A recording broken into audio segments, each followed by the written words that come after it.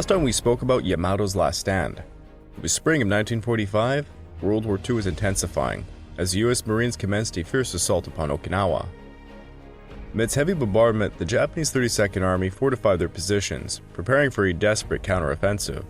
Codenamed Operation Tenichigo, Japan's final bid involved the legendary super battleship Yamato, tasked with a suicidal mission to confront the American fleet.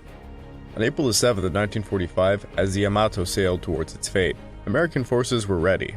Hundreds of aircraft descended upon the ship in a coordinated attack, unleashing bombs and torpedoes. Despite infamous firepower, Yamato struggled against the relentless onslaught. With its systems failing, Captain Uruga and Admiral Ito made the agonizing decision to go down with their ship. As the proud battleship sank, it symbolized both Japan's indomitable spirit and the crushing weight of defeat, forever etching its story into the annals of military history. This episode is the first Okinawa counteroffensive.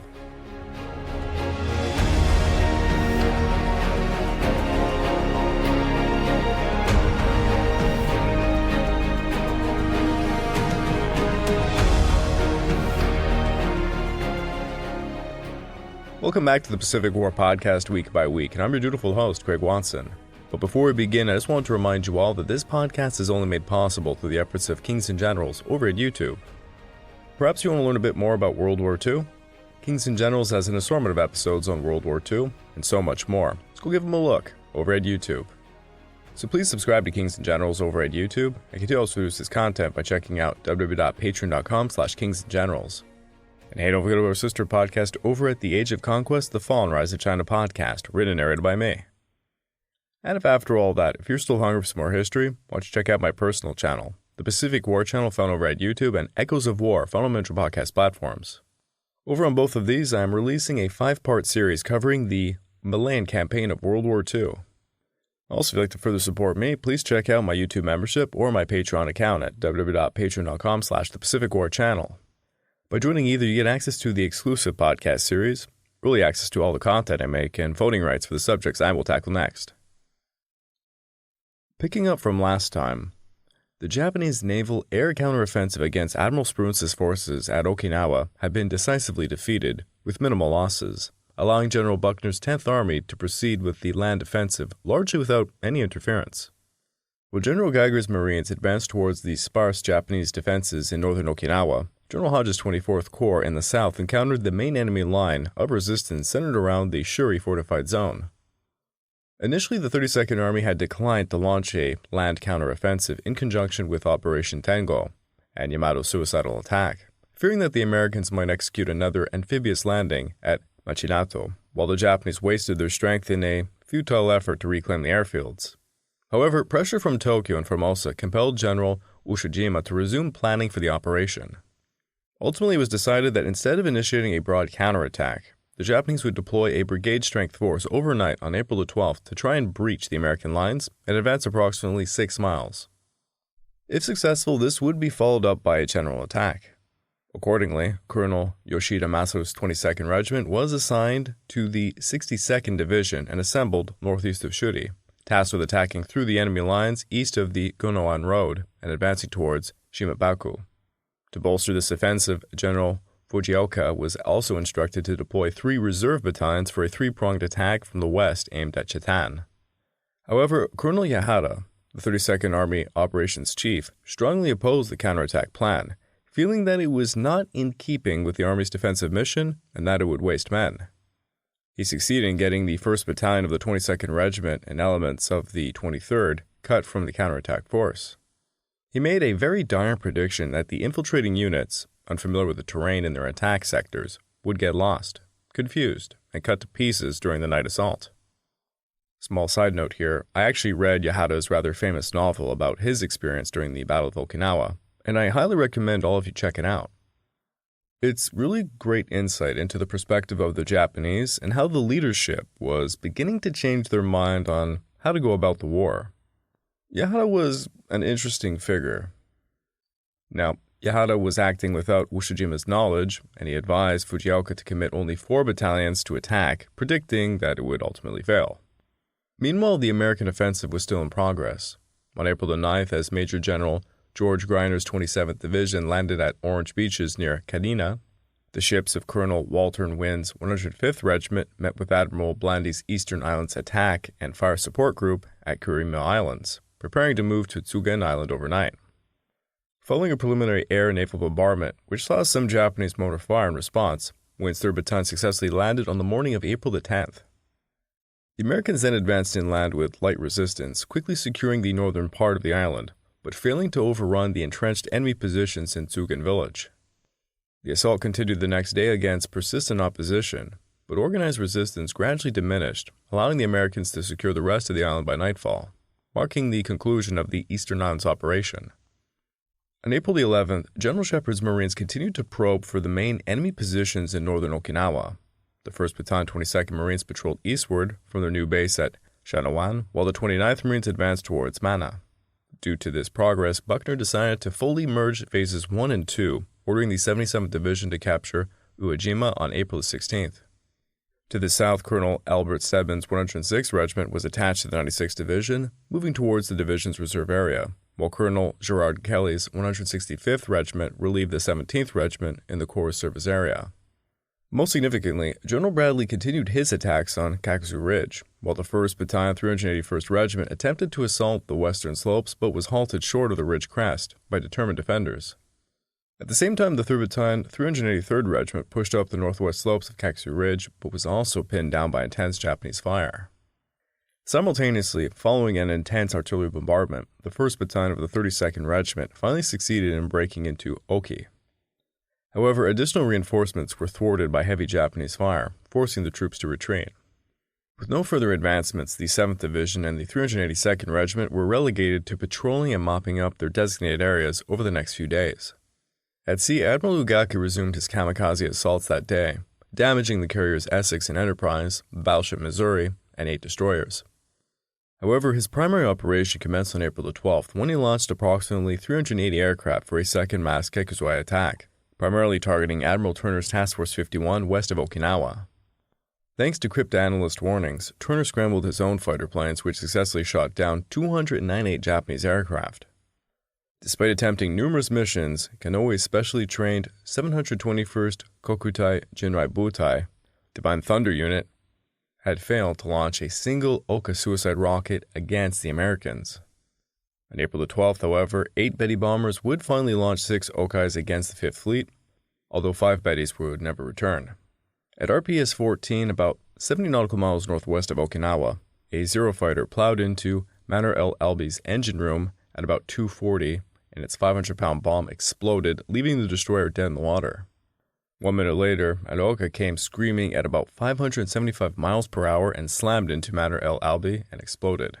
She sank in 5 minutes, losing about 97 men. Manor El Albi was the first destroyer hit by an Oka, and the last sunk by one. Destroyer minesweeper Jeffers, en route to assist Manor El Albi, observed a twin-engine bomber 8 miles away dropping a smoking belly tank that suddenly rocketed towards Jeffers at terrific speed. Numerous 40mm hits and hard maneuvering saw the Oka miss Jeffers' stern and disintegrate. Additionally, 3 battleships, 14 destroyers, 2 destroyer minesweepers, and another landing craft were damaged. Meanwhile, Admiral Rawlins' Task Force 57 was ordered to strike the Shinjuku and Matsuyama airfields in northern Formosa. After the next 2 days, 48 Avengers and 40 fighters successfully attacked Shinjuku and Kyuden Harbor. On Okinawa, the 6th Reconnaissance Company captured Bisisake with minimal resistance, while the 29th Marines faced significant opposition southeast of Mana, near Mount Yatake, indicating that the main enemy forces were located there. This prompted Shepard to reposition the 3rd Battalion 22nd Marines to Awa and his new divisional reserve. At the same time, Japanese guerrillas managed to retake Ishikawa, which they would hold for the following 2 days. Facing south, the 96th Division made another attempt to capture Kakuzu, but was once again thwarted by the determined defenders. By this time, approximately 5,750 Japanese soldiers were estimated to have been killed in the southern region, while the 24th Corps suffered the losses of about 451 men killed, 2,198 wounded, and 241 missing. In the afternoon of April the 12th of 1945, in Warm Springs, Georgia, while sitting for a portrait of Elizabeth Shomatov, President Franklin D. Roosevelt said, "I have a terrific headache." He then slumped forward in his chair, unconscious. He was carried into his bedroom. The president's attending cardiologist, Howard Bruin, diagnosed a massive intracerebral hemorrhage. At 3:35 p.m., Roosevelt died at the age of 63. His declining health had been kept secret from the public, leading to shock and sorrow worldwide upon the news of his death. Harry S. Truman, who was serving as vice president in 1945, succeeded FDR as president. Meanwhile, back in Okinawa, Fujioka initiated his counteroffensive after a heavy artillery bombardment, advancing his 4 battalions to secretly infiltrate the American lines. On the Eastern Front, the 22nd Regiment struggled to advance due to becoming disoriented in unfamiliar terrain. The night attack suffered from several unexpected problems. Heavy shelling had changed the landscape, blasting away villages and thickets, so that even though night infiltrators knew their maps and thought that they knew the terrain, they lacked the landmarks needed to tell them where they actually were. Moreover, frequent illumination shells forced the sights of the night infiltrators to adjust so many times that their capacity to adjust was lost. They became temporarily blinded and they were unable to move. Because of the unfamiliar terrain and flash blindness, the Japanese night fighters had difficulty reaching their assigned objectives. In fact, it was hard for them to reach their jumping-off points. Continuous naval bombardment of crossroads and bridges forced units to rush across in small groups between shells, so that the units became strung out on the roads and difficult to control. It was hard to move heavy ammunition and supplies forward because of these interdiction points and generally churned up roads.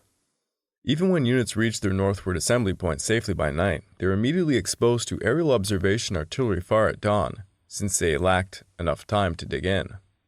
Units that attacked across American lines safely in the darkness had the same problem.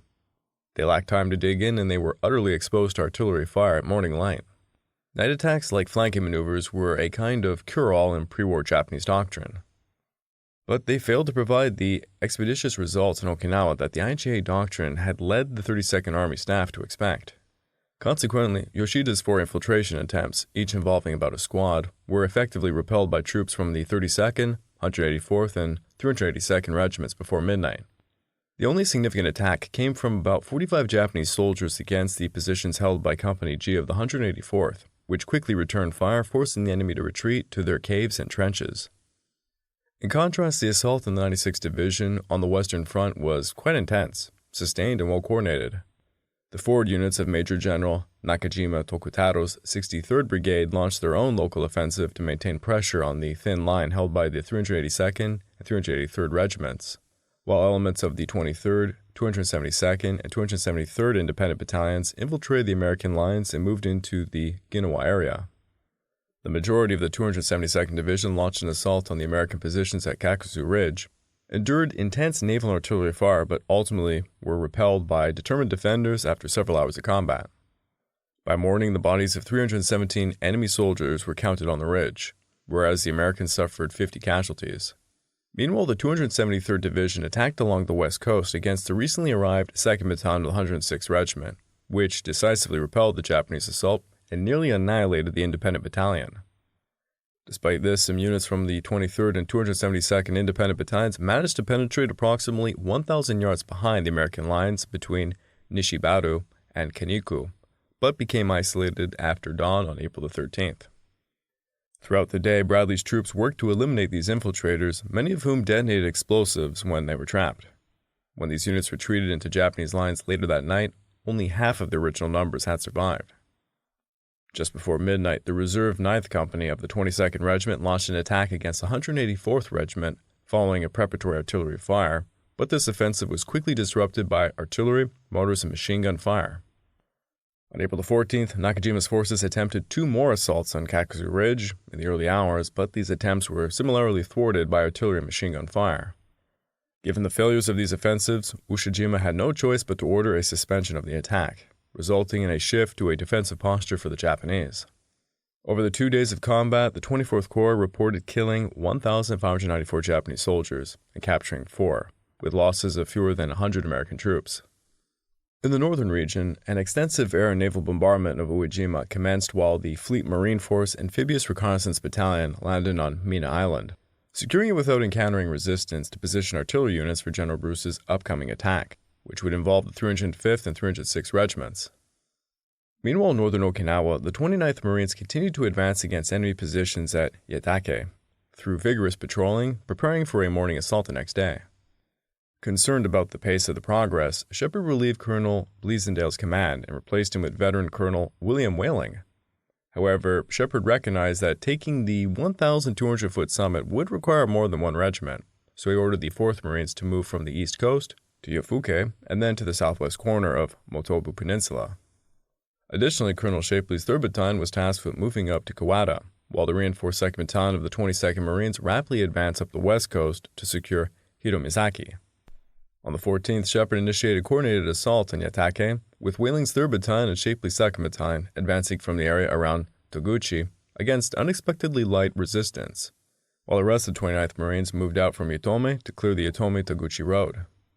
Although the Eastern Front faced strong opposition and required a change in strategy to advance southwesternly for better elevation advantage, rapid progress was made on the west, prompting Shapley to commit his reserve 1st Battalion to secure the exposed right flank.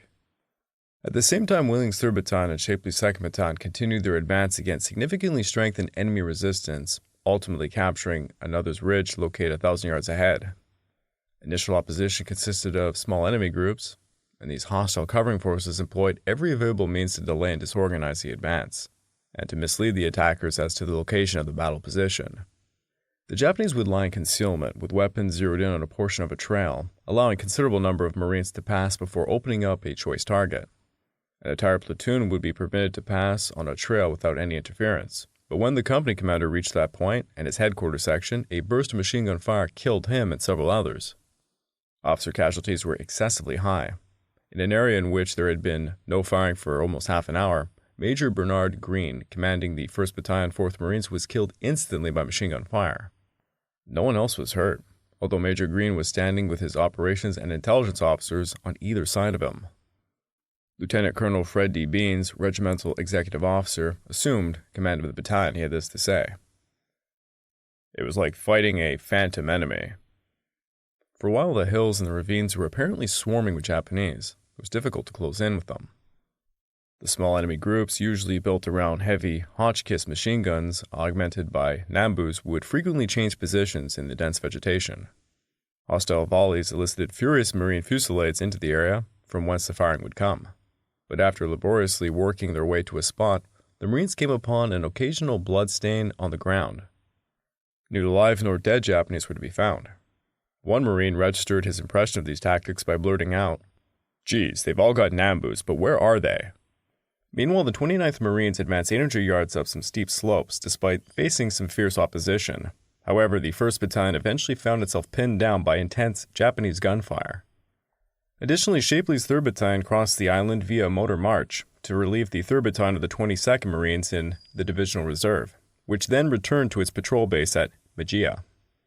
To the south, Hodge recognized the need for a full-scale effort to penetrate the fortified Shuri area, so he scheduled a corps attack involving 3 divisions abreast for April the 19th. In preparation, he dedicated the following 4 days to organizing the assault, with the 27th Division taking over from the 96th Division in the western region of its zone, while smaller local attacks were conducted to enhance forward positions. Aware of the impending major attack, the Japanese used this preparatory period to bolster their defenses with additional supporting weapons. Back over to the north, on April the 15th, most of the 29th Marines consolidated their defenses on some high ground and exerted constant pressure on the rear of the Yatake position through vigorous patrols to the west and northwest. On the other hand, Whaling's 3rd Battalion advanced east and south approximately 900 yards amidst some heavy machine gun, mortar, and artillery fire, before being halted by strong enemy positions on Hill 210. Additionally, the 4th Marines faced fierce resistance as Shapley's battalions finally secured Hill 200, and a critical hill mass just southwest of Yutake. Fully aware that his primary positions would soon be overrun, Colonel Udo decided to transition to guerrilla tactics by nightfall, relocating his command to the mountainous regions of northern Okinawa via Itome. In light of these developments, the 1st Battalion 22nd Marines were placed into the Divisional Reserve at Awa, to allow Shapley's 3rd Battalion to prepare for the following day's assault. On April the 16th, the offensive resumed, with Whaling's 3rd Battalion swiftly capturing Hill 200 in conjunction with Shapley's 2nd Battalion. Meanwhile, the rest of the 4th Marines secured a ridge just below Yutake by midday, while the 29th Marines applied continuous pressure on the rear of Udo's fortified stronghold. While the 4th Marines were storming the fortified position on Yutake, the 29th Marines maintained relentless pressure against its rear. The opposition which faced the 29th was similar to that of the front on the 4th. From log-riveted bunkers and occasional concrete emplacements, the enemy resisted the advance with increasing stubbornness, supported by machine guns, mortars, and artillery concealed in ravines and caves on some high ground. Rugged terrain and an acute supply situation also contributed to the difficulties confronting the 29th Marines in accomplishing its task of clearing the high ground flanking the Itomi-Toguchi Road. The enemy displayed his usual ability to exploit the terrain and derive the maximum benefit from his weapons emplaced in caves and pits and concealed by natural cover. Particularly noteworthy was his use of the 20mm dual-purpose cannon against personnel. Fire from these weapons on battalion CPs was a daily occurrence. Any attempt to move over the easier routes was met with bitter and effective resistance. Consequently, as one soldier noted, the method of reducing the enemy positions followed a pattern of ridge hopping, covered by fires from all supporting weapons. This tactic enabled the attacker to envelop the hostile defenses and reduce them in detail. Numerous abandoned positions and weapons encountered by the 29th indicated that the determination of the Japanese to resist diminished considerably when they were taken from the flank. In contrast to a coordinated advance with all units in contact across a broad front, the action in the zone of the 29th Marines was characterized by attacks that, even when delivered simultaneously, constitute a series of local patrol actions to seize critical positions, followed up by mopping up activities within the area. By the afternoon, Shapley's 1st and 3rd Battalions assaulted the formidable mountain, gradually making their way up the steep slope under light and scattered small arms fire. However, as the Marines reached the peak, they encountered intense fire at close range, which quickly forced them to pull back.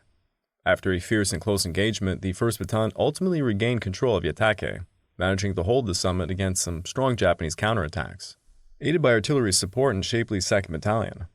Meanwhile, at dawn on April 16th, 2 battleships, 4 cruisers, and 7 destroyers under Rear Admiral Bertram Rogers launched a heavy bombardment of Iwo Jima, while aircraft bombed and rocketed the island, dropping tanks of napalm on and behind the beaches.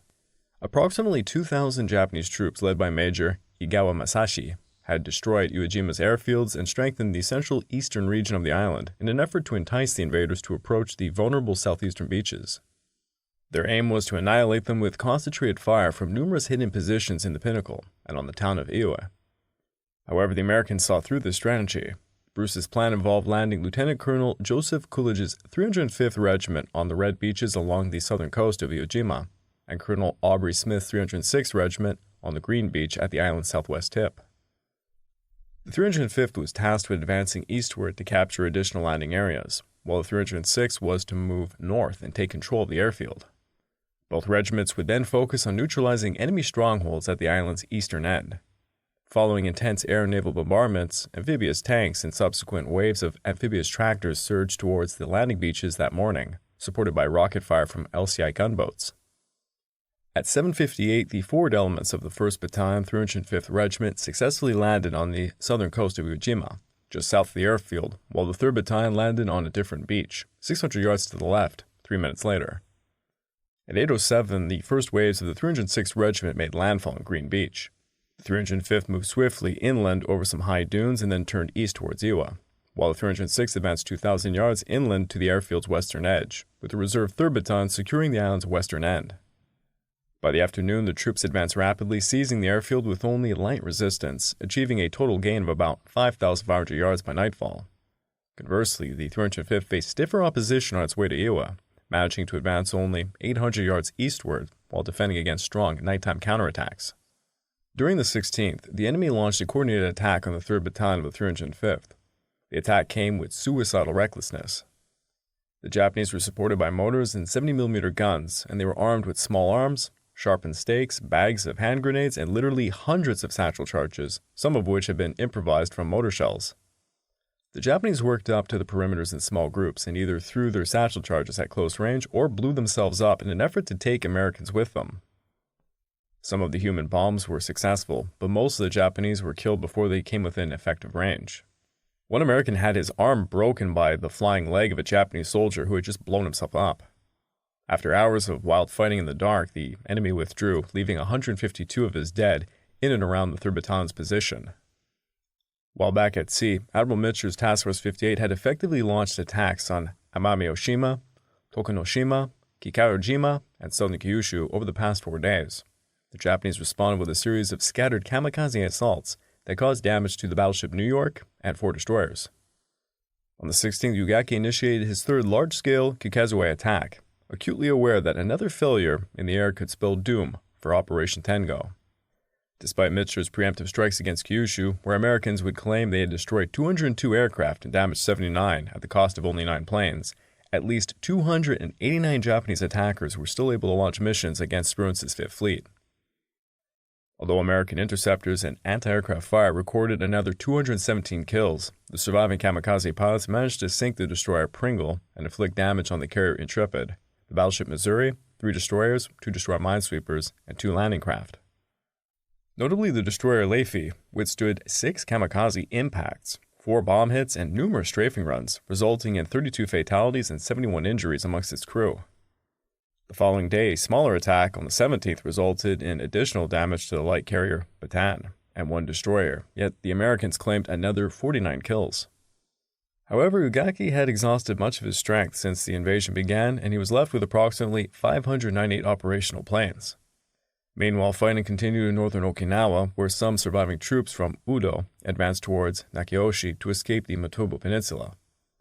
Supported by heavy artillery barrages and battleship gunfire, the 29th Marines slowly progressed over some challenging terrain, encountering only light resistance as they successfully secured the mountainous area ahead, and they connected with the 4th Marines. Shapley's 1st and 3rd Battalions continued their push northwards towards the Itomi-Toguchi Road, swiftly advancing downhill and completely overwhelming all the Japanese defenses in the region. By nightfall, the 4th and 29th Marines had positioned themselves along the elevated terrain overlooking the Itomi-Toguchi Road. The 305th resumed its assault, aiming to capture some high ground behind Red Beaches 3 and 4. The 1st Battalion encountered only minimal resistance along the coast, allowing them to make significant progress, while the 3rd Battalion quickly secured the high ground in its area before being halted by intense machine gun fire from some caves in the coral slopes to the north. A maneuvering strategy followed by infantry tank assaults eventually neutralized this enemy position, enabling the advance to continue steadily until the 3rd Battalion reached the outskirts of Iwe. Due to some strong resistance, Bruce opted to deploy Colonel Stephen Hapton's 307th Regiment on the beaches southwest of Iwe. The 2nd and 3rd Battalions were subsequently landed there, and they launched an attack northeast, quickly advancing about 400 yards despite increasingly fierce resistance, ultimately being halted by heavy enemy fire from Bloody Ridge and the Government House Hill. Meanwhile, the 306th Regiment maintained its defensive position while probing the enemy's fortifications around Igusugu. The next day, the 306th began to pivot to its right flank and launched an attack towards the pinnacle with 2 battalions, making notable progress throughout the day.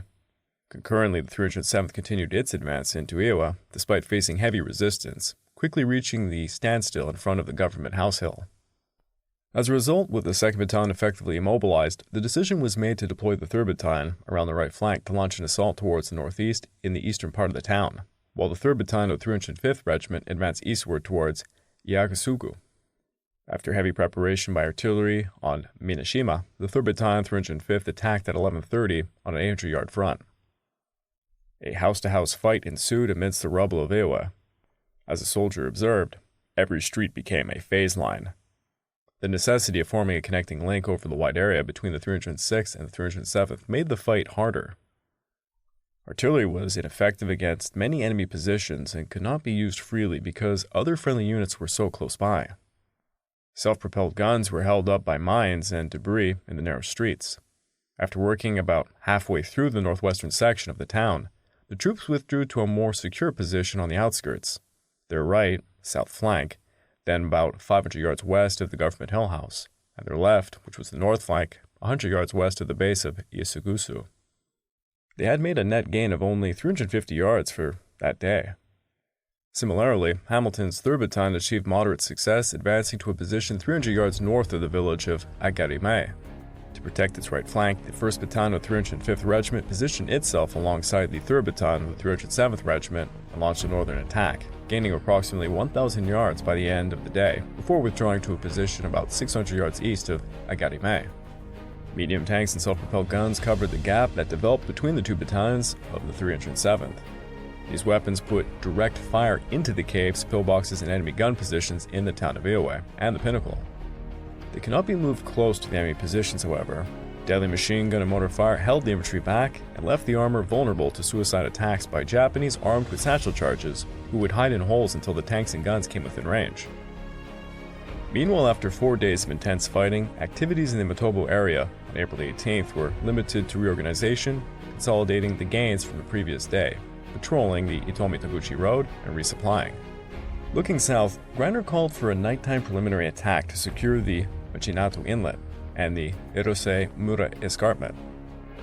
As the area was shrouded in smoke during the afternoon, Company G of the 106th Regiment swiftly crossed the inlet and successfully secured Machinato by nightfall, while bridges were constructed at the inlet. The 106th then moved across the bridges, stealthily advancing towards the Hirose Mura Escarpment without encountering any opposition. Near the summit, the troops launched a surprise ambush against the defenders, ultimately forcing the Japanese to retreat in chaos. With the escarpment secured by dawn, the 106th was prepared to participate in the general attack, forming in the south. I would like to take this time to remind all of you this podcast is only made possible through the efforts of Kings and Generals over at YouTube. Please go subscribe to Kings and Generals over at YouTube and continue to produce this content by checking out www.patreon.com/kingsandgenerals. Hey, don't forget about our sister podcast over at The Age of Conquest, the Fall and Rise of China podcast, written and narrated by me. And if after all that, if you're still hungry for some more history, why don't you check out my personal channel, the Pacific War channel found over at YouTube, or Echoes of War, my podcast series found on major podcast platforms. Over on both of these, we are now releasing a 5-part series covering the Malayan campaign of World War II. And if you'd like to further support me, please check out my YouTube membership or my Patreon account at www.patreon.com/thepecificwarchannel. By joining either, you get access to the exclusive podcast series, early access to all the content I make, and voting rights for the subjects I will tackle next. The first Okinawa counteroffensive, as part of Operation Tenichigo, was not achieving results. Despite overwhelming sacrifices of men and supplies, it seemed hopeless for the Japanese on Okinawa. Those like Colonel Yahara could see the paint on the wall, much to their growing depression.